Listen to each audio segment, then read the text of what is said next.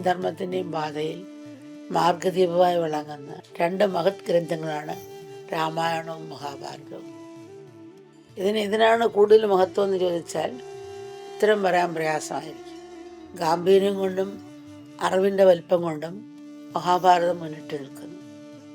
കോടിക്കണക്കിന് മനുഷ്യഹൃദയങ്ങളെ കീഴടക്കിയത് രാമായണമാണ്. തലമുറകളിൽ നിന്ന് തലമുറകളിലേക്കും രാജ്യങ്ങളിൽ നിന്ന് രാജ്യങ്ങളിലേക്കും രാമായണം പടർന്നു. അത് ജീവിതത്തിൻ്റെയും സംസ്കാരത്തിൻ്റെയും ഒരു ഭാഗമായി തീർന്നു. വാർത്താമാധ്യമങ്ങളൊന്നും ഇല്ലാതിരുന്ന കാലത്ത് തലമുറകളിൽ നിന്നും തലമുറകളിലേക്ക് പകർന്നത് രാമായണമാണ്.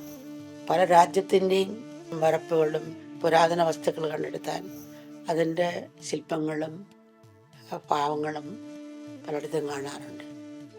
ഒരു ഉത്തമ ഗ്രന്ഥത്തിന് 3 ധർമ്മങ്ങളുണ്ട്. ഒന്ന് ജനങ്ങളിൽ ധർമ്മബോധവും മൂല്യങ്ങളും വളർത്തുക എന്നതാണ്. 2 ജനങ്ങൾക്ക് ഈശ്വരഭക്തിയും ആധ്യാത്മജ്ഞാനവും പകരുന്നതാണ്. 3 മനുഷ്യഹൃദയങ്ങളെ ആർദ്രമാക്കി അവരിൽ നല്ല പരിവർത്തനം സൃഷ്ടിക്കുക എന്നതാണ്. ഈ 3 ഗുണങ്ങളും ഒത്തുചേർന്ന ഉത്തമ കൃതിയാണ് രാമായണം. അവതാര പുരുഷനായ ശ്രീരാമചന്ദ്രൻ്റെ കഥയാണ് ഇതിൽ വിവരിക്കുന്നത്. ചുട്ടുകൊള്ളുന്ന വേലിൽ കുളിർമഴ പെയ്യുന്നത് പോലെ, മരുഭൂമിയിൽ ഒരു വസ്ത്രം വിരിയുന്ന പോലാണ് മഹാപുരുഷന്മാരുടെ അവതാരം.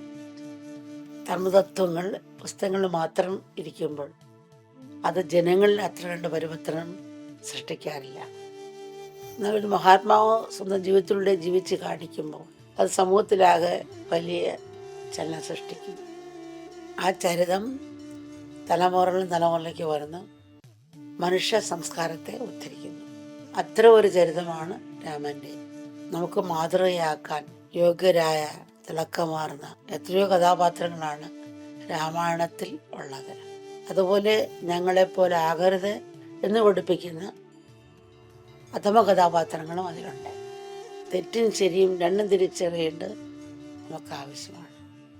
വ്യക്തിയിലും കുടുംബത്തിലും സമൂഹത്തിലും ഒരുപോലെ അച്ചടക്കവും ആത്മനിയന്ത്രണം കൊണ്ടുവരാൻ രാമായണം സഹായിക്കും. കർക്കിടക മാസം ആരംഭിച്ചാൽ എല്ലാ ദിവസവും ആധ്യാത്മരാമായണം വായിക്കുക എന്നത് മലയാളികളുടെ ഒരു നല്ല ശീലം.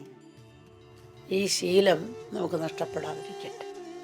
എന്തിനാണ് രാമായണം വായിക്കുന്നത്? രാമായണം പോലുള്ള ഒരു മഹത് ഗ്രന്ഥം നിഷ്ഠയോടെ വായിച്ചാൽ അതുകൊണ്ടുള്ള പ്രയോജനം പലതാണ്. ഒന്നാമതായി നമ്മൾ ഭക്തിയും ഈശ്വര പ്രേമവും വളരും. പാവയ്ക്ക സ്വതവേ കയ്പുള്ളതാണെങ്കിലും അല്ല നെല്ലിക്ക സ്വതവേ പുളിയുള്ളതാണെങ്കിലും അത് കുറേ നാൾ നമ്മൾ പഞ്ചസാരയിലോ ശർക്കര നിറച്ച കുപ്പിയിലോ ഇട്ട് വെച്ചാൽ അത് പിന്നെ മധുരമായി തീരും. അതിൻ്റെ സ്വഭാവം കാണിക്കില്ല. കയ്പാണെന്ന് തോന്നത്തില്ല, ഇത് നേരത്തെ പുളിയായിരുന്നെന്ന് തോന്നത്തില്ല. മധുരപലഹാരം നിന്ന പോലെ തന്നെ തിന്നാൻ തോന്നും. അതേപോലെ സ്വതവേ മലിനമായ നമ്മുടെ മനസ്സിനെ ഈശ്വരനോട് ബന്ധിച്ചാൽ മാലിന്യങ്ങൾ കുറഞ്ഞ് കുറഞ്ഞ് അത് ശുദ്ധമായി തീരുന്നു. ഉദാഹരണം, ഓടവെള്ളം നമ്മൾ ഫിൽറ്റർ വെച്ച് ശുദ്ധീകരിച്ചാൽ നമ്മൾ കുടിക്കാനുള്ള വെള്ളമാകുന്നു. അല്ലാതെ കുടിച്ചു കഴിഞ്ഞാൽ നമുക്ക് രോഗം ബാധിച്ച് മരിച്ചെന്തും വരാം. സ്വതവേ മലിനമായ നമ്മുടെ മനസ്സിനെ ഈശ്വരനോട് ബന്ധിച്ചാൽ പരമപ്രമം കൊണ്ട് അത് പ്യൂരിഫൈ ചെയ്യുക ചെയ്യുന്നത്. അപ്പോൾ നമ്മൾ ശുദ്ധീകരിക്കുന്നതോടെ ഒരു ഉപകാരപ്രദമാകും. എത്രയോ ഈശ്വരസ്തുതിയുടെയും ആധ്യാത്മതത്വങ്ങളുടെയും കലവറയാണ് രാമായണം. അപ്പോൾ നമ്മൾ ഭക്തിയും ജ്ഞാനവും വളർത്തുന്നു.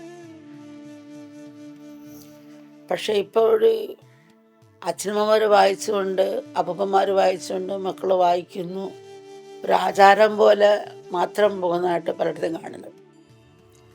അത് മനസ്സിലാക്കി വായിച്ചില്ലെങ്കിൽ, അതനുസരിച്ച് ജീവിച്ചില്ലെങ്കിൽ നമുക്ക് ഈ ഗുണങ്ങളെ ജീവിതത്തിൽ പകർത്താൻ പറ്റില്ല